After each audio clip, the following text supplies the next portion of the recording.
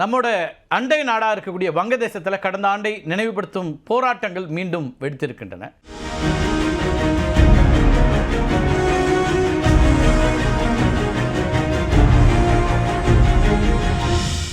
இதுக்கு காரணம் July national charter.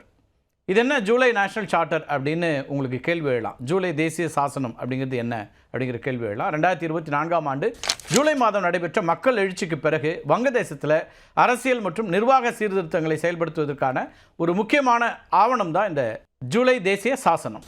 அரசியலமைப்பு சட்ட திருத்தங்கள் மூலமாக அதிகார சமநிலையை கொண்டு வருவது இந்த ஆணையத்தினுடைய முக்கியமான பரிந்துரையாக இருந்துச்சு.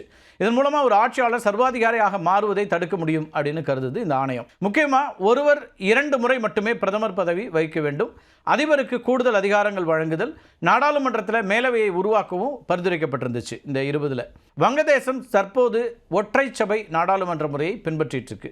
வங்கதேசத்தை பல இன மற்றும் பல மதங்களை கொண்ட தேசமாக அரசியலமைப்பில் அங்கீகரிப்பதை உறுதி செய்ய ஒரு பரிந்துரையும் இதில் கொடுக்கப்பட்டிருக்கு. நீதித்துறையினுடைய சுதந்திரத்தை உறுதிப்படுத்தவும் அரசியல் தலையீட்டை குறைக்கவும் சீர்திருத்தங்களை செயல்படுத்துதல் அப்படிங்கிறதுலாம் இதில் இருக்கக்கூடிய அடிப்படை அம்சங்களாக இருக்குது. நாடாளுமன்ற தேர்தல் முறை மற்றும் தேர்தல் ஆணையத்தினுடைய நிர்வாகத்தில் மாற்றங்களை செய்வதும் ஒரு முக்கியமான அம்சமாக சொல்லப்படுது. ஊழல், பண மோசடி ஆகியவற்றை தடுக்க சட்டப்பூர்வ மற்றும் நிர்வாக நடவடிக்கைகளை வலுப்படுத்துதல் அப்படிங்கிறதுலாம் இதனுடைய அடிப்படை அம்சங்களாக வலியுறுத்தக்கூடியவர்களாக இருக்கின்றன. அரசியல் சலுகைகள் மற்றும் தவறான நிதி பயன்பாடுகளை ஒழித்தல் அப்படிங்கிறதையும் வலியுறுத்துகிறாங்க.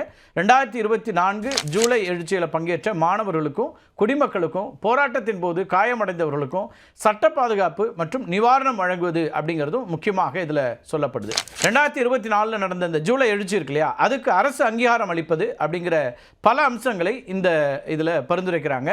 இந்த சாசனம் ஒரு நான் பைண்டிங் டாக்குமெண்ட். இதில் முன்மொழியப்பட்ட அரசியலமைப்பு மற்றும் சட்ட மாற்றங்கள் அனைத்துமே பிப்ரவரி 2026 நடைபெறவிருக்கக்கூடிய தேர்தலுக்கு பிறகு அமையும் புதிய நாடாளுமன்றத்தின் மூலமாக அங்கீகரிக்கப்பட வேண்டும் அப்படிங்கிறது இதில் முக்கியமாக கவனிக்க வேண்டிய ஒரு அம்சம்.